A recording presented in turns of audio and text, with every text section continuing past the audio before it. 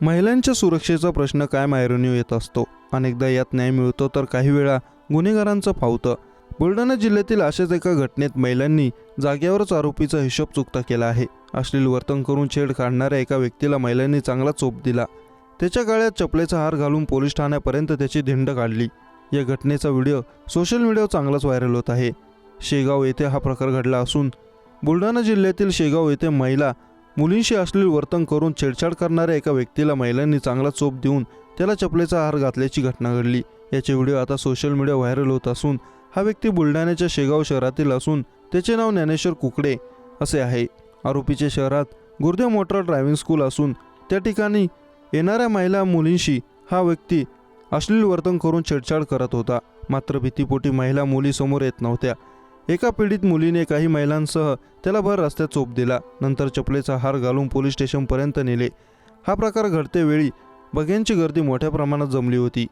29 जानेवारी 2024ला सकाळी एका तरुणीने रोड रोमीची भर रस्त्यात मारहाण करत पोलीस स्टेशनपर्यंत धिंड काढल्याचे सर्वत्र चर्चेला उधाण आले होते। भर रस्त्यावर मारहाण करत तरुणाला धडा शिकवणाऱ्या तरुणीचं कौतुकी होत होतं। आरोपी तरुण हा चायनीज गाडीवरील कामगार आहे। त्याने या तरुणीची छेड काढल्याचा आरोप पीडित तरुणीने केला आहे। छेड काढलेल्या संतापलेल्या तरुणीने तिथेच तरुणाला मारायला सुरुवात केली। पोलीस स्टेशनपर्यंत तरुणाला मारहाण करीत त्याची धिंड काढली। हा सर्व प्रकार रस्त्यावरील दुकानांच्यावर लावण्यात आलेल्या CCTV मध्ये कैद झाला आहे। मिरज शहर पोलीस ठाणे येथे सदर प्रकरणाची अद्याप तरी नोंद झाली नसल्याचे समजते, परंतु या घटनेने टवाळखोर तरुणांवर जबर वचक बसणार आहे। रायगड जिल्ह्यात नेरळ ग्रामपंचायत कर्मचाऱ्याने आर्थिक विवंचनेतून नेरळ सम्राट नगर येथील राहत्या घरात गळफास घेऊन आपली जीवनयात्रा संपवली। गणेश उर्फ टेंगा जैतू जाधव असे या कर्मचाऱ्याचे नाव आहे। 9 महिने ग्रामपंचायतीकडून पगार मिळाला नसल्यामुळे बँकेचे हप्ते थकले होते। त्यातच घरात दुसरा कोणी कमावता नसल्याने आर्थिक विवंचनेला कंटाळून त्याने हे धक्कादायक पाऊल उचलल्याची स्थानिकांमध्ये चर्चा आहे।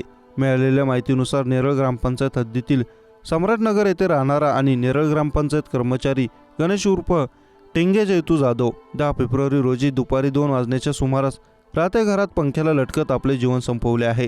गणेशला आवाज दिला असता तो घराचा दरवाजा उघडत नसल्याने स्थानिकांनी खिडकीतून वाकून पाहिले। त्यांना गणेश हा घरात पत्र्याच्या शेडला असलेल्या लोखंडी पाईपाला ओढणीच्या साह्याने लटकलेल्या अवस्थेत दिसून आला।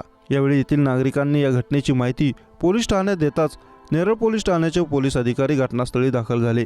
गणेश हा गेली 10 वर्षांपासून अधिक काळ नेरळ ग्रामपंचायतीमध्ये सफाई कामगार म्हणून काम करत होता। मात्र गेली 9 महिने नेरळ ग्रामपंचायतीकडून सफाई कर्मचाऱ्यांना पगार गेलेले नसल्याची माहिती समोर येत आहे। यामुळे बँकेकडून घेतलेले लोनचे हप्ते भरण्यासाठी त्याला नोटीस पाठवण्यात आल्याचे समजते।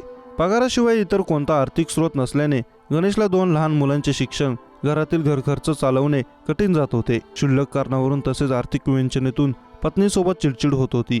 त्यातूनच गणेश जाधवने टोकाचे पाऊल उचलल्याचे समजते। नेरळ ग्रामपंचायतीच्या नियोजन शून्य कारभारामुळे एका कर्मचाऱ्याला आपला जीव गमावा लागला असल्याची चर्चा स्थानिकांमध्ये सुरू आहे। नेरळ ग्रामपंचायतीमध्ये 40हून अधिक सफाई कर्मचारी आहेत, ज्यांना 9 महिने पगार मिळालेला नसल्याचे कर्मचारी वर्गाकडून बोलले जात आहे। त्यांच्याही घरी गणेशच्या घरच्या सारखीच परिस्थिती निर्माण झाली आहे। त्यामुळे गणेशच्या आत्महत्येमागे कोणाला दोषी ठरवायचे असा प्रश्न देखील उपस्थित होत आहे।